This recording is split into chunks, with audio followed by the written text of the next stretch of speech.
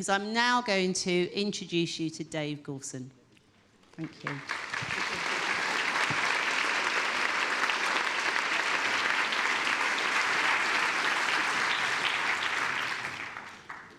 Thank you. Where are we? Right. So today, I'm going to be talking to you, as you know, about insects and also about rewilding and how the two could be brought together in a kind of garden context. I've been fascinated by insects all of my life.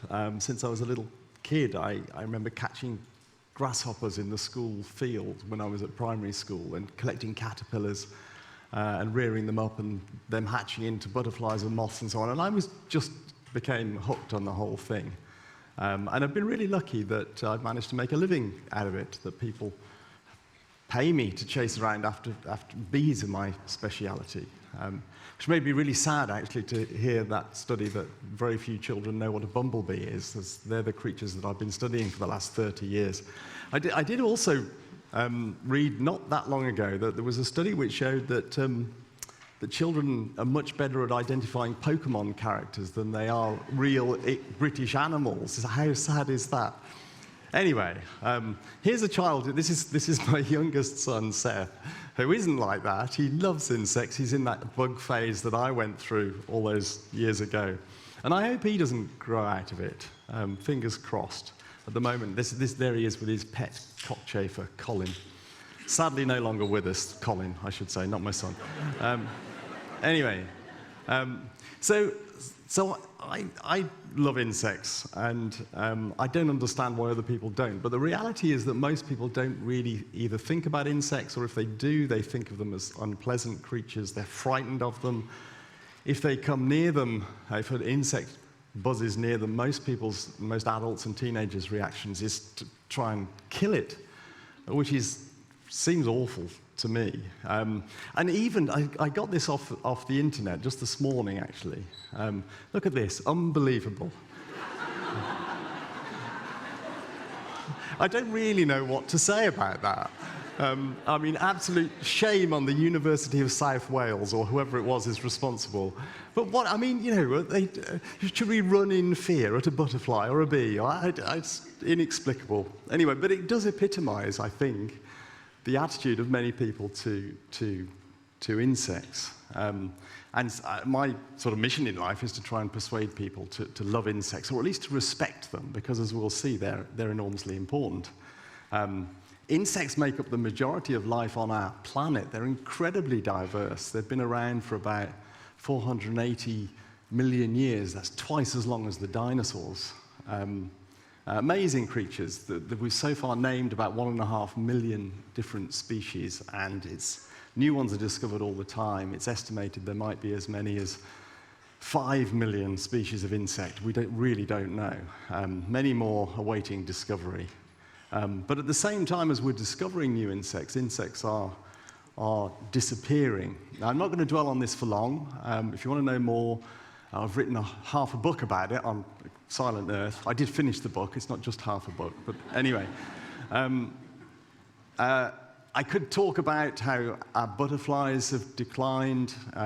Since 1976, UK butterflies are down about 50%, which means that my son is growing up in a world with half as many butterflies as the one I grew up in, which is pretty sad when you think about it.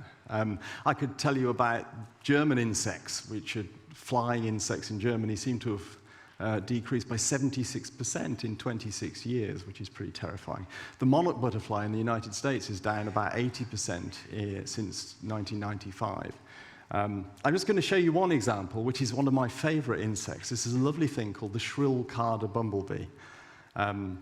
It's probably Britain's rarest species these days, but it used to be quite common. I should say it's called the shrill carder because it has a higher pitched buzz than most bumblebees, and you can actually identify there's one nearby with a bit of practice just from the sound. Anyway, as you can see, used to be quite a common species. That's pre-1960. But as time has gone on, this bee has been disappearing, along with many of our other insects. I first saw one in 2000. At the time, I was based at the University of Southampton, And I realized there was a population on Salisbury Plain there. And I spent the summer hunting around for this and other rare bumblebees. It's a lovely place, Salisbury Plain, if you ever get the chance to go. Kind of accidentally protected by the army who like to drive tanks around and practice shooting each other, but incidentally have preserved a huge area of wildflowers and wildlife. Anyway, even there, sadly, this bee has now gone extinct. It's down. It was down to about 7 populations 20 years ago. Now it's down to 6, and then the one on the Somerset Levels seems to be disappearing. In the last couple of years, hardly one has been seen. So this bee has gone from being quite common and widespread to teetering on the edge of going extinct, and it's still declining right now. And if we don't do something, it's quite possible that this will become the 4th British bumblebee to disappear from our island, which would be very sad. So insect declines, we should be concerned about them, whether we like insects or not, because they're really important. I've already mentioned they make up the majority of life on Earth. About 2/3 of all known species are insects. But they're kind of the bottom or close to the bottom of the food chain. So many larger organisms, which people perhaps care more about, depend on insects for food. If the insects disappear, then so will the bee eaters and the swallows, and in fact, a very large proportion of our bird species and bats, and freshwater fish and frogs and lizards and so on. They all depend on insects for food.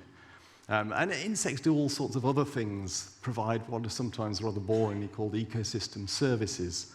They recycle dung and dead bodies, and and trees and leaves and all sorts of other things. They control pests. Admittedly, the pests are often other types of insects, so they're not all helpful. They help to keep the soil healthy, they distribute seeds, they do all sorts of stuff that hardly anybody ever stops to think about. We just kind of take it for granted that insects will always be there doing these things. Maybe they won't. The one thing I think that people don't take for granted so much anymore is pollination. I think it's one sort of thing that insects provide for us that is now widely appreciated. And that's changed quite a lot in the last 20 years, thankfully. Most people attribute all of that pollination to bees, which isn't strictly accurate. There are actually thousands of species of pollinating insects, butterflies, moths, flies, wasps, beetles, and so on. In the UK alone, estimated to be maybe 6,000 species of insect that contribute to pollination. And between them, they pollinate about 80% of all the world's plant species. So if those pollinators weren't there, then plants wouldn't set seed and would eventually die out, which would obviously have incredibly profound consequences for all of life on Earth. And obviously, there's a direct link to us humans here that we depend on crops that are pollinated by insects. Roughly 3/4 of the crops we grow in the world need pollination to give a good yield. Some will produce nothing at all unless they're pollinated by insects. So we've become used to our supermarkets being replete with this amazing array of fruits and veg from all over the world. They wouldn't look so good if we didn't have insect pollinators. We wouldn't have apples, cherries, blueberries, strawberries, raspberries, tomatoes, squashes, chili peppers, even things like coffee and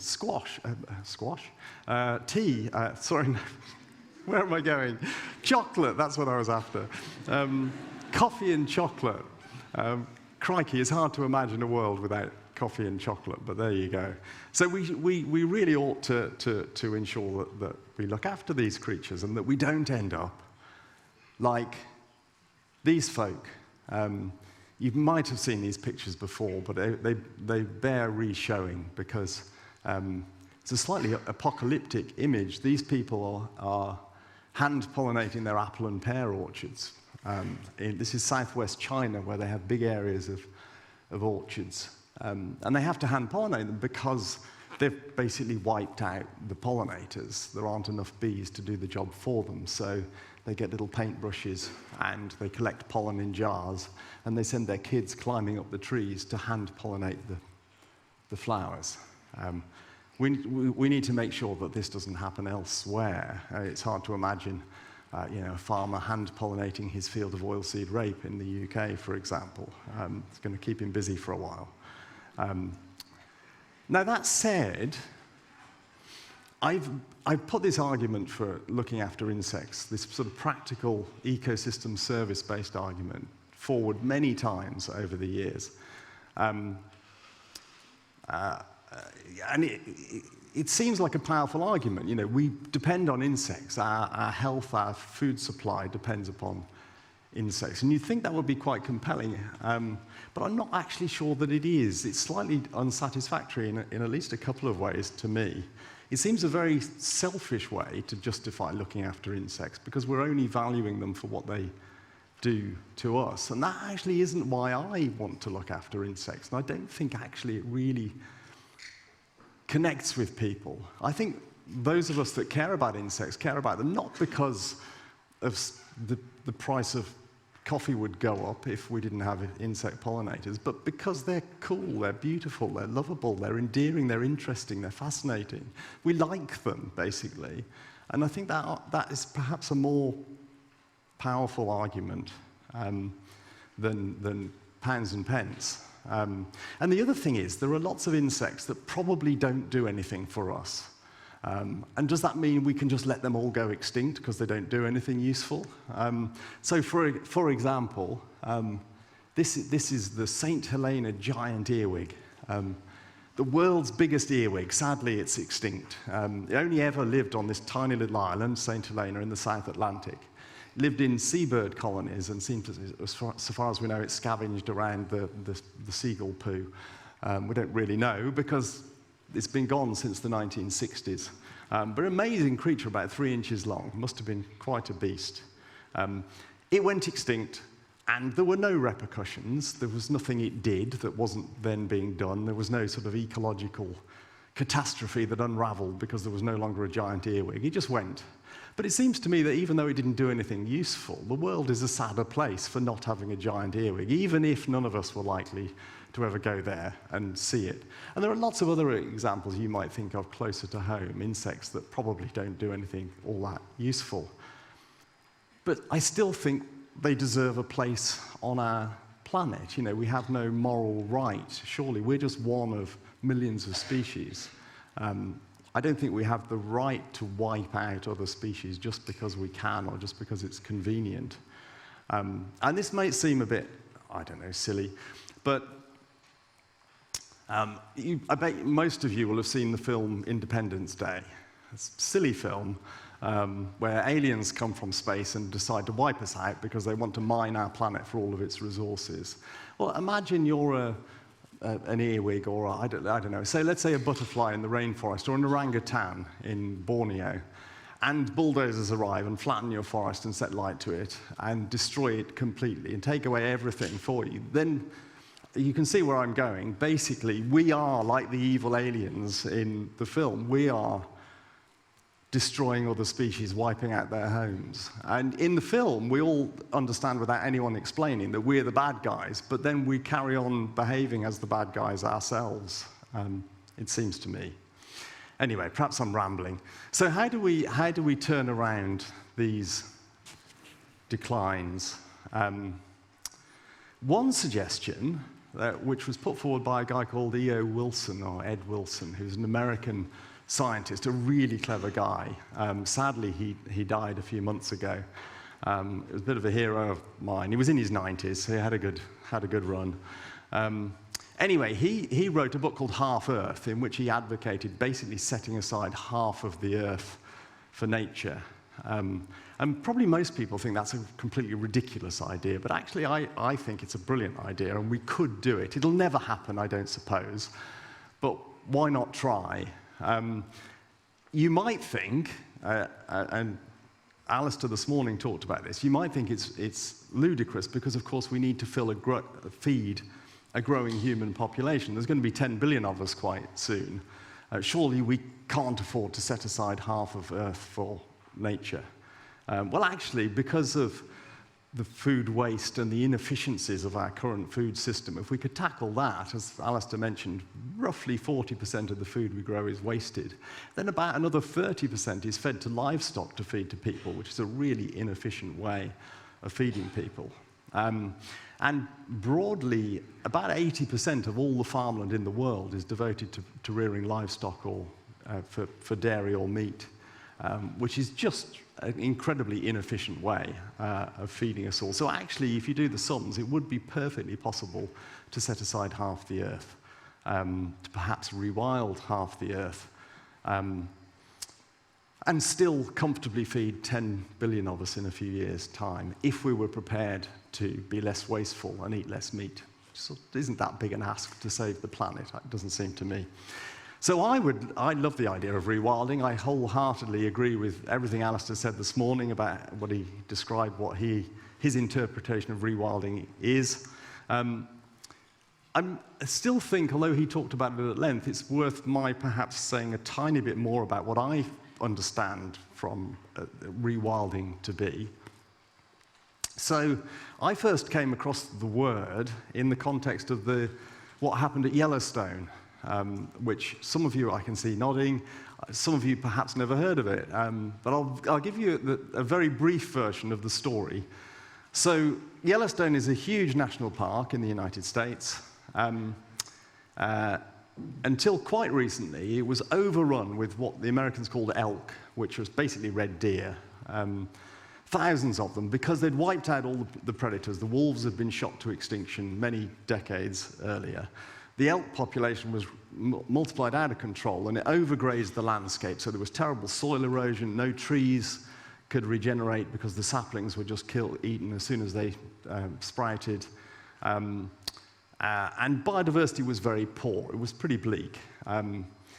There was huge opposition from the hunting fraternity, who liked there being lots of elk so they could kill them, to the idea of reintroducing the wolves. But thankfully, the idea, they managed to get it done in the end, the conservationists, and they introduced only a few dozen wolves. It was I can't remember the exact number, it was a handful in a huge national park. And it had really profound positive effects on the biodiversity and the landscape.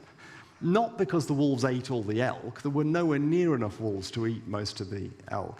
But the elk started behaving differently. They started staying in certain places where they could see wolves coming, so the big open areas. They didn't go near the rivers with steep valleys because they could easily be trapped by the wolves, which meant that trees along the sides of the rivers started to regenerate, which provided more food for beavers, which then did more damming, which created more habitat for aquatic creatures, and there was this whole cascade of positive effects and a massive increase in biodiversity just from putting a few wolves into the landscape. So, moving over to Europe, I was taught when I was at university that Europe pre-humans was a dense forest, that Britain was covered in a dense forest of mostly oak trees, until people came along after the last ice age and chopped down the trees, clearing areas, creating grasslands, meadows, and so on. That was the prevailing view, and it still is a view held by a few people, but most have now accepted that something quite different is true. So if Britain had been dense forest, it raises an interesting question, like where did all of the species that live in open places, the sun-loving grassland meadow species, most of the bumblebees, most of our butterflies live in open habitats. Most of our orchids live in open habitats. Where did they all live if Britain was a dense forest? It doesn't really make any sense.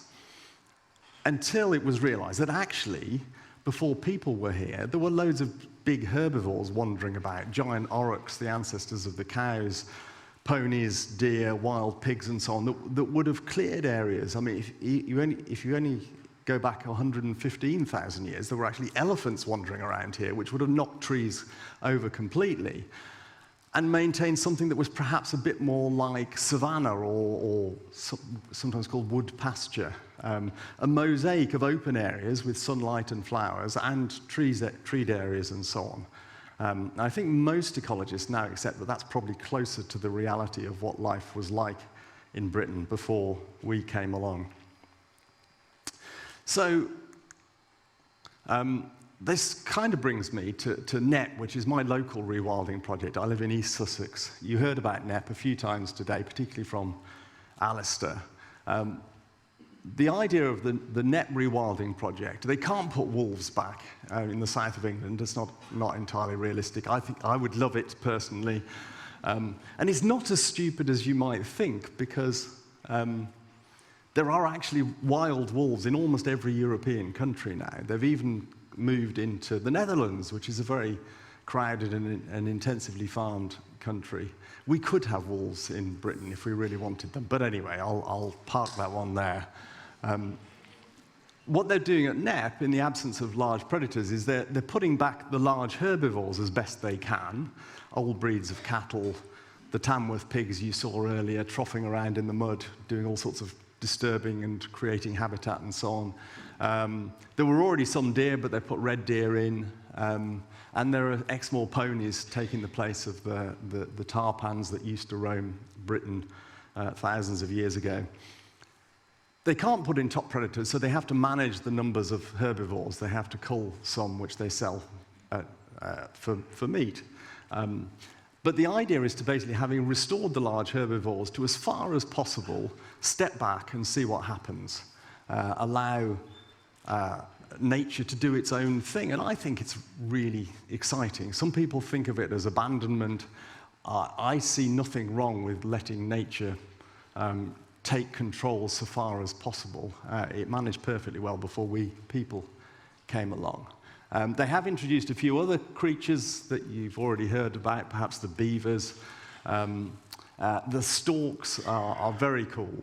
Seeing storks nesting and flying around in Britain once again is amazing. And I challenge anyone to go to Knepp in, say, ideally go in June and go for a walk on a sunny day, and you'll hear nightingales singing. Some of them sing in the day. They're supposed to sing at night, but they haven't all read the book.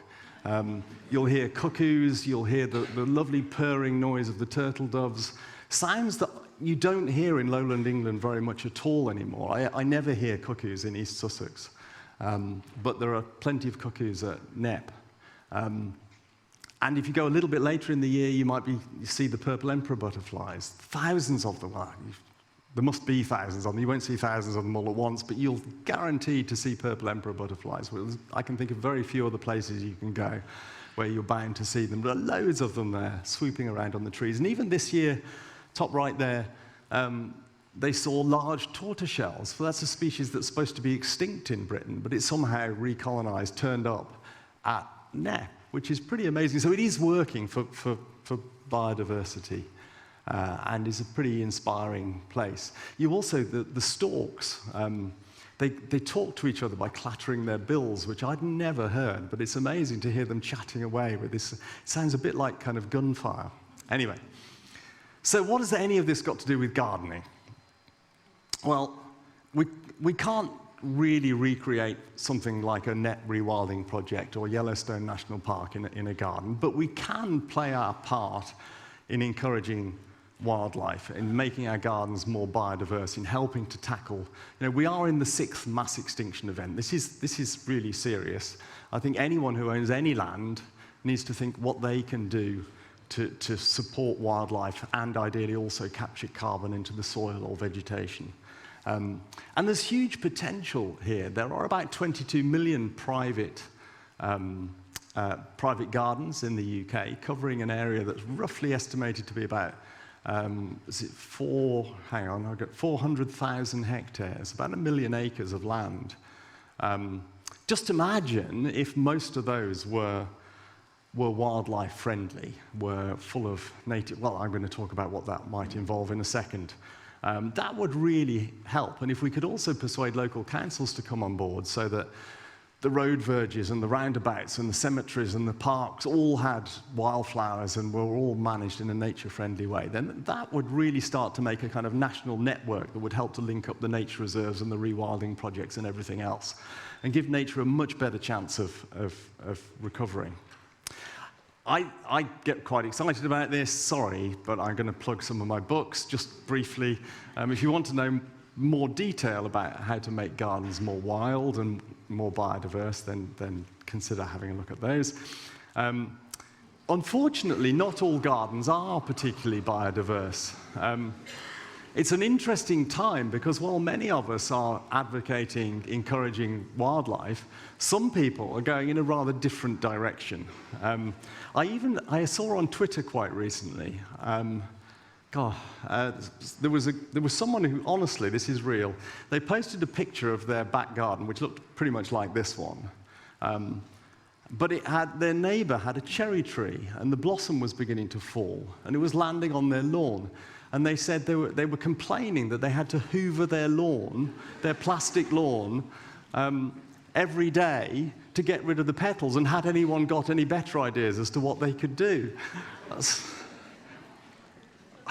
Anyway, so if gardening goes in this direction, clearly it's really bad for wildlife. I'm not going to dwell at length on why plastic grass is a disaster environmentally. I'm sure most of you, I hope at least, would agree. You can even get plastic plants these days. You can get plastic wisteria that flowers all year round to pin to your house. And look at this. I took this picture it was actually in Guernsey. That's a plastic box hedge. You don't have to worry about box moth, I guess. But really, is this what we want? I hope not. So we should, as gardeners, be aware that gardening can be damaging to the environment. It depends how you do it. It can be really great for the environment, or it can be pretty disastrous. And there is a huge industry associated with gardening, much of which is not particularly great for the environment. So if your idea of gardening is to drive to a big out-of-town garden centre, as many of us do, and get a big trolley and fill it up with annual bedding plants grown in a peat-based compost in a disposable plastic pot, probably treated with lots of pesticides and fertilizers, and a sack of fertilizer and some Roundup herbicide, perhaps, to go along with it, and maybe a bottle of bug spray, then you can see what I'm saying. This is not particularly great for the environment. But on the other hand, gardens can be incredibly biodiverse and positive for nature. And there's a lovely example, that of Jenny Owen, who was a lady that lived in Leicester, and she wrote a book, The Wildlife of a Garden, which describes how she spent 35 years cataloguing the wildlife that lived in her small, it was only about 1/8 of an acre and quite close to the centre of Leicester, so not somewhere you'd expect high biodiversity. But nonetheless, her species list, in a really impressive 35 years, she got in experts to help identify things. If I remember correctly, 2,673 different species of animal and plant in her little urban garden, 1,997 of which were different types of insect. As far as I know, her garden is the most biodiverse place on the planet. Obviously, that's just an artifact of the sampling effort. I'm sure many other places are actually more biodiverse, but in terms of known numbers of species per unit area, I suspect that is the winner. And it just goes to show that gardens can support an extraordinary diversity of creatures if we just manage them in the right way. So how do we do that? It's a big topic, and I haven't got time to dwell on it. But there's a few points I'd like to make. Firstly, there is pretty good scientific evidence that all things being equal, native plants tend to be better than non-natives. And there's two aspects to this. The published studies have focused on pollinators. There was one from the Royal Horticultural Society that came out a few years ago. This is a more recent one that I was involved in, looking at numbers of insects, pollinating insects, visiting flowers from different origins. And on average, native plants perform better, but there are exceptions. There are native plants that are pretty hopeless for pollinators, and there are non-native plants that are amazing for pollinators.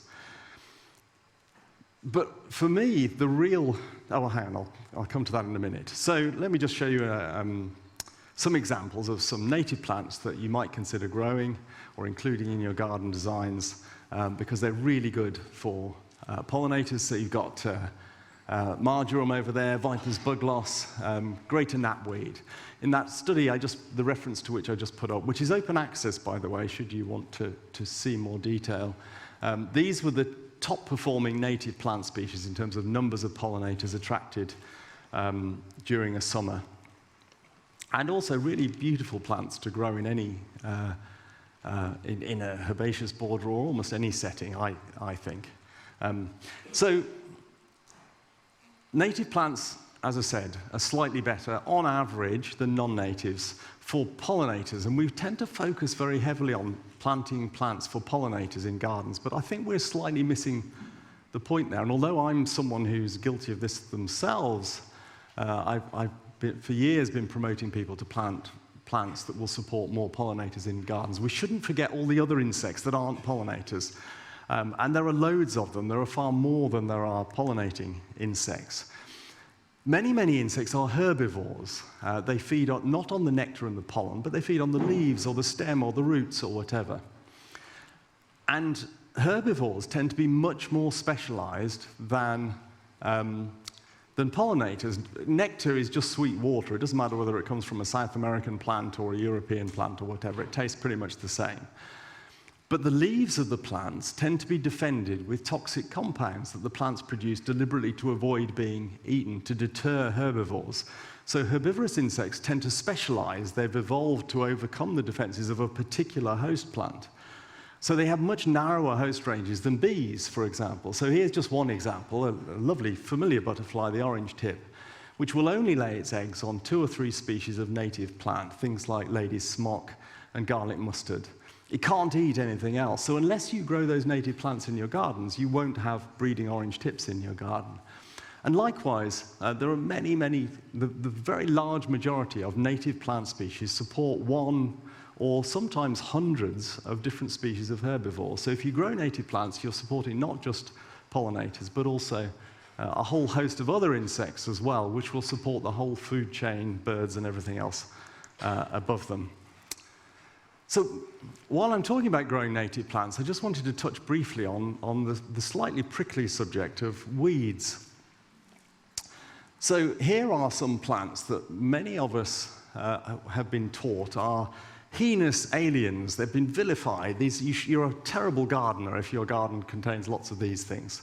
Dandelions, ragwort, thistles, and so on. But these are native plants, and all of these 3 are really attractive to our native insects. Dandelions, of course, are a lovely nectar source for hungry bumblebee queens in early spring. Ragwort attracts all sorts of insects to visit its flowers and is also food plant for cinnabar moths. You can see a caterpillar top right and so on.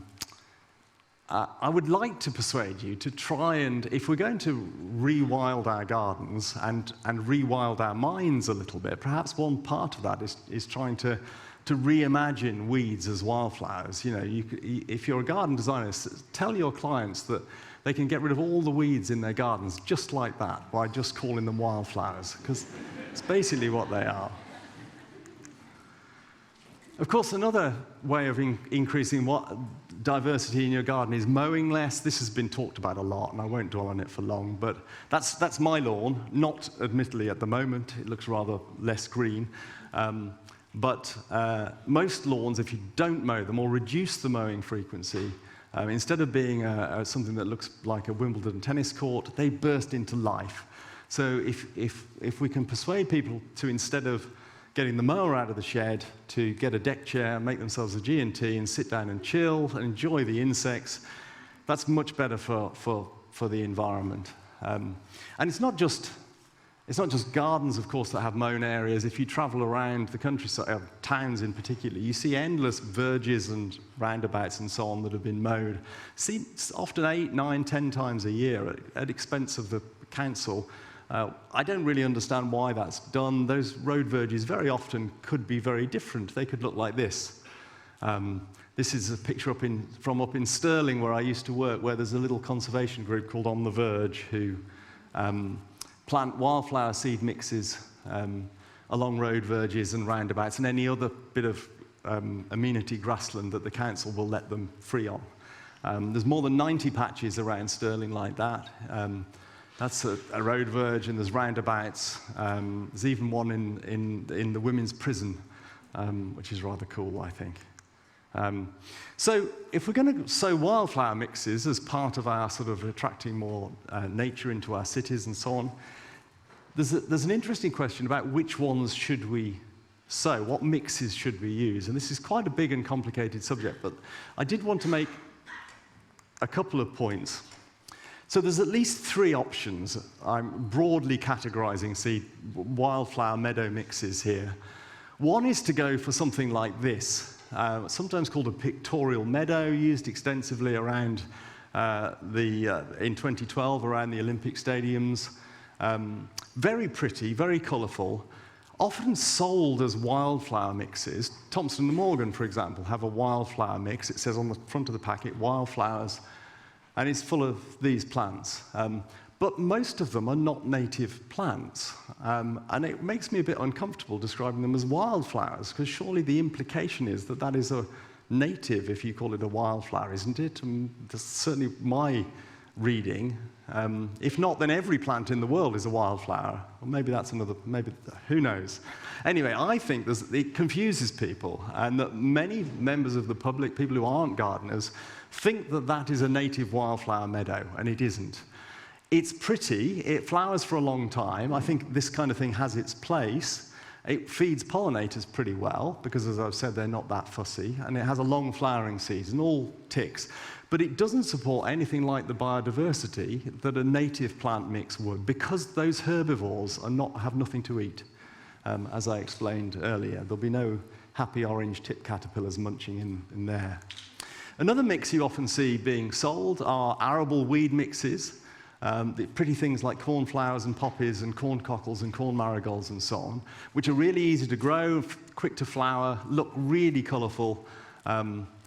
There's an interesting debate about whether these are native or not. There is evidence that they were introduced by Neolithic farmers thousands of years ago, and some people would argue that that makes them a non-native species. I kind of think it's being a bit harsh, personally.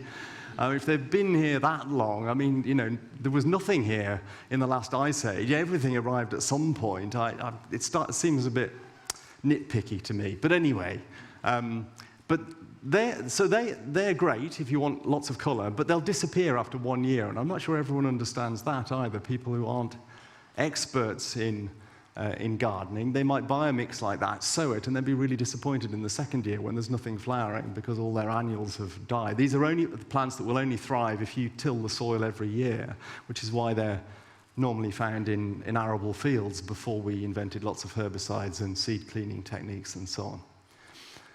From a biodiversity perspective, what we really want is more of these. This is a native wildflower meadow, mostly perennials, and it's the habitat that we lost most of.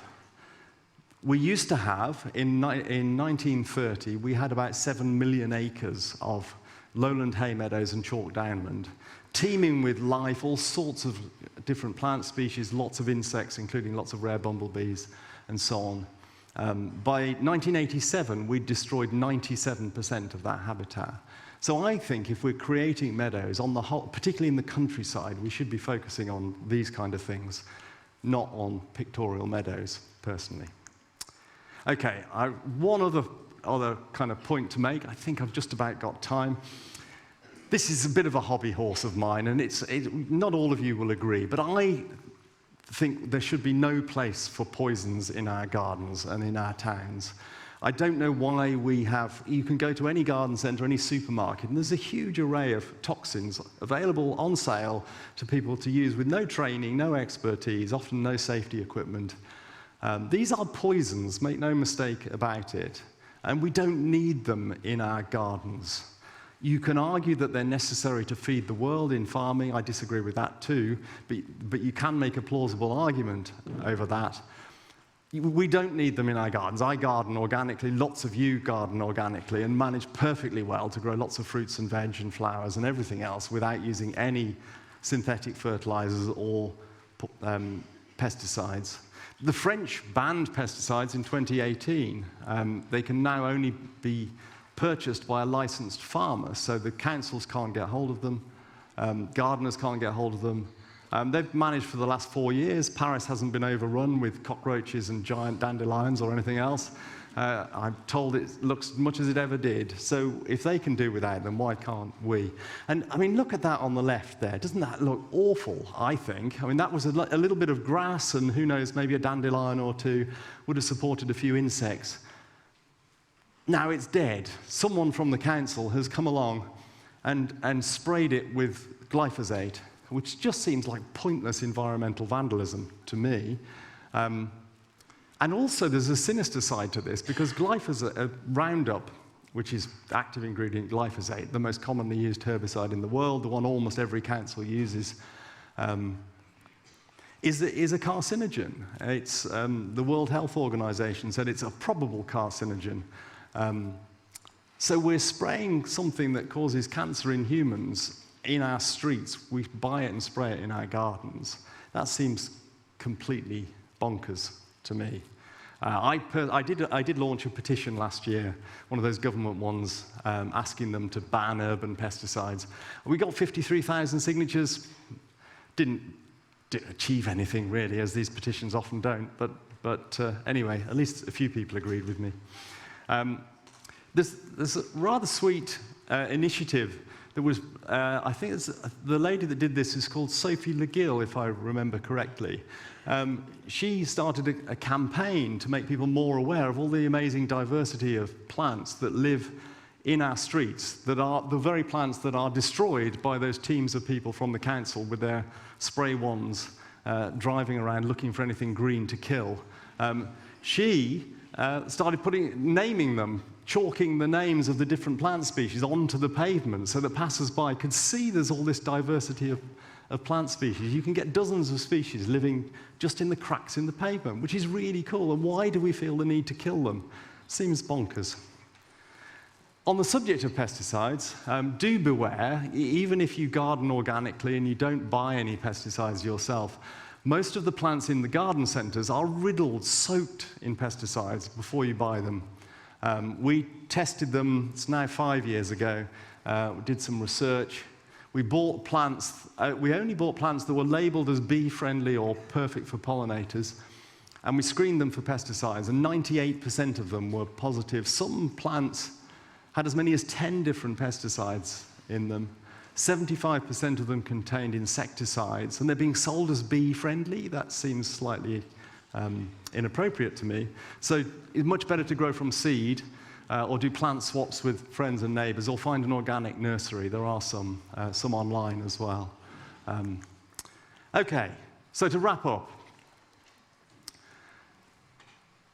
I think we need to try to change our attitude. The human beings are overly tidy. We have seemingly an instinct. I don't know whether it's innate or learned. I suspect it's learned. But why is it that we want stripes on our lawn? Why do we deadhead all the time? Why do we tidy away every bit of dead wood and burn it? If we could fight that instinct and just be a little bit more relaxed and let nature take over a little bit more, then we could invite all sorts of lovely biodiversity into our gardens. And I also think while we're at it, we need to try to relearn the respect for nature that our ancestors had. Our ancestors used to think that there were spirits living in the trees and the rivers and all the rest of it. And we've become so detached from nature, and somehow we need to rebuild that attachment. Stop to think about it just for a minute. It's bizarre. We live on a rock, hurtling through space with maybe 5 million other species clinging to its surface. I mean, it's absurd, isn't it, really, when you think about it? It's billions of miles to anywhere else that might support any kind of life. Who knows whether there is any other life out there? There probably is, but for all intents, all practical purposes, we're on our own here. This is it. This rock, it's our home. It provides us with everything we have, and we are being bizarrely reckless with it. We need to do better. It's already inevitable that our children are going to inherit an impoverished world compared to the one we grew up in. But we can make it better. We can start the process of healing our planet if we get cracking now. And what better place to start than in our gardens? Thank you very much, everybody, for listening.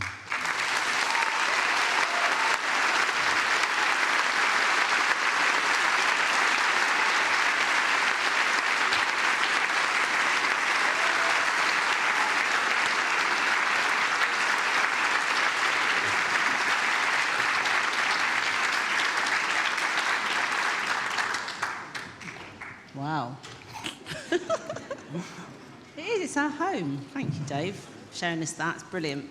So if anyone has to go, I totally understand, but otherwise should we have a few Q&As from the live chat, which is great. So I think actually, hold on, I've got to come up to here. Hold on, Hannah, where is that little... Hold on a minute, bear with me.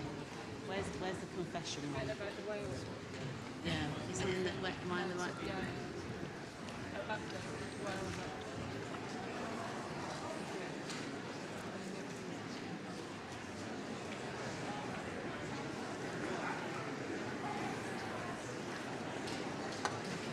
And then where do I click to? And after you just press into that. Into Beth Chateau one. Okay, so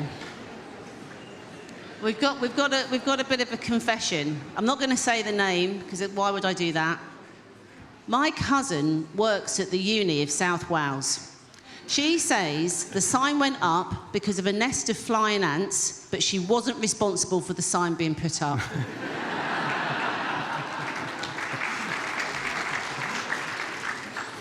So thank you for that. Okay. Okay, so, Dave, is there ecological benefit to keeping and introducing honeybees? It seems to be seen as ticking a biodiversity box, but does it impact negatively on wild bee populations? Yes, it's the short answer. So,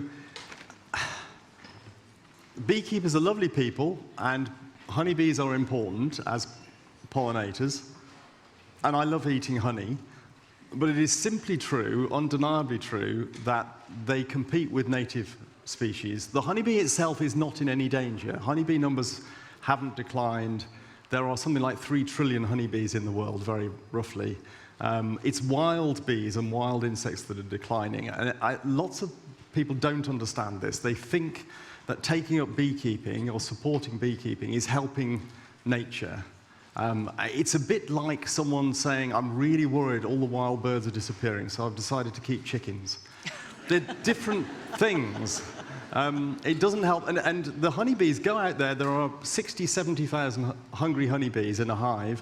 That's a lot of nectar and pollen that they strip from the landscape to feed themselves and their offspring, which means much less food for all the wild insects. So, yeah, they're fine in their place, but we don't see keeping honeybees as the solution to anything. Brilliant. Thank you for that. Assuming that as climate change...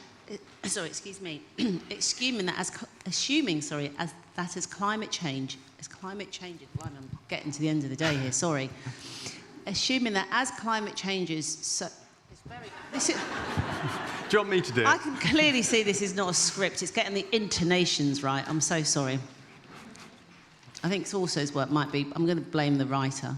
Easier that way. No, I'm joking. Right, assuming that as climate changes, inevitably, will our biodiversity, should we be planting for insect species yet to reach our shores, but which may soon give the changes in climate? Are there any signs as to which insects might make their way here from Europe, etc.? And what plants should we be planting to help them feel at home when they arrive? Yeah, it's a really good question. And a lot of conservationists are very loath to plant non-native species from further south because it kind of goes against the grain that, you know, conservationists are trying to preserve what we have rather than actively replacing it with something foreign. But I think realistically we probably should be considering including native plants when we're planting, perhaps. But near natives from, you know, a few hundred miles further south in France, for example. So many of the herbivorous insects that I talked about they're sufficiently flexible that they can feed on a different species from the same genus. So, for example, if we planted oaks from different species of oak from France, then maybe the hundreds of species of insect that live in Britain that depend on oak trees, some of them may be able to transfer onto those French oaks. I think it's difficult. I struggle with this. We don't know which insect species will make it. It's probably pot luck, really, as to which ones will arrive. We know that some new ones will arrive. Some will be more welcome than others. For example, the malarial spreading mosquitoes are spreading northwards. Eek. Yeah, so it's certainly not all good, the arrival of new insect species. But I do think we need to think really carefully about whether we should be, building in climate resilience by planting. We know full well we're going to reach at least 2 degrees warming. I think that's almost unavoidable now. And we've seen the trouble at trees. I mean, you've only got to walk around the campus here. There are trees that look half dead. We probably have to, whether we like it or not, start planting things from further south. Yeah, exactly. As I was told before, plants can't walk, Harriet. So, yeah, they will have to move, I guess. How do you remain hopeful in the face of an insect apocalypse? By doing stuff. As Greta said, giving up isn't an option. We can't, if we all just throw our hands up, well, then we really are doomed, and our kids our grandchildren will end up living in something hideous. Everything we do will make things better than they would otherwise be. And if we can get enough people involved, we might, really be able to turn things around. So don't give up. Please don't give up. We've got to try. Every little bit, every little tiny acre of corner of garden that you fill with flowers, you're doing something positive. Thank you. That is the Dalai Lama's motto, by the way. Don't give up. Never give up, actually. It's not don't, it's like never give up. Quite right. Quite right. How can we help? How can we help to reduce the amount of weed killers used in large estates, such as private schools? Well, I think we should just ban the bloody things, personally, but particularly glyphosate.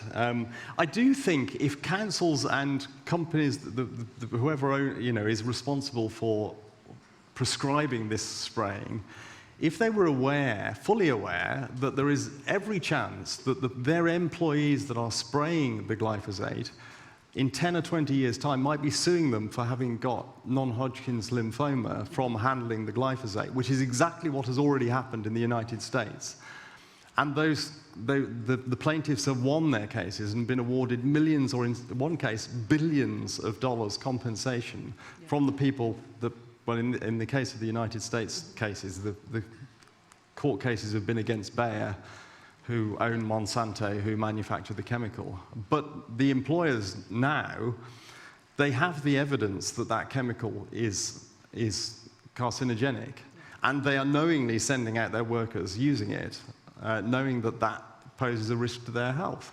So they could end up being sued for millions of pounds. And maybe that might frighten them into thinking, this is a bit of a dumb idea, perhaps we should stop. I don't know. Which would be cheaper than having a couple of extra gardeners doing some extra work. Yeah. So that's the thing, and also, a lot of the time, it just isn't necessary. You saw that tree with the square of dead. What was wrong with that little bit of grass being allowed to live? It just makes no sense to me at all. Okay, we have a couple more. How does Dave feel about us using the term biodiversity when we're talking about diverse plantings of non-natives? To what extent can they help address the real biodiversity crisis? I must admit, if we want to support biodiversity, it should be native species primarily. If that's what I grow non-natives in my garden because I like pretty flowers, but I grow as many natives as I can. And we need to recognize that if you grow a whole bunch of stuff from Asia or South America, it will support very little wildlife. If that's what you want to do in your garden, then good luck to you. But I would encourage people to not do that and grow as many native plants as they can.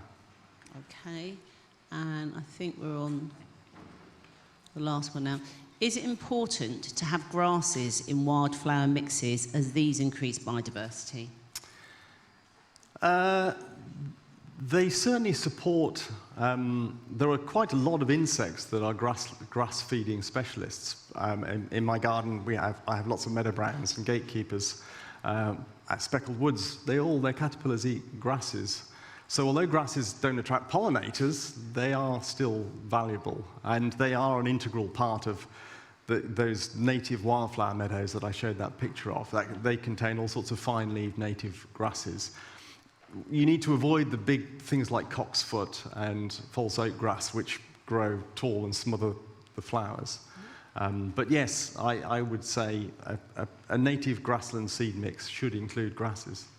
Good. I think we should let you go. Cool. And actually, you need to get up closer, Dave, because he's got a brilliant shirt on. If you can see the detail. Lots of insects. There's loads of insects on it.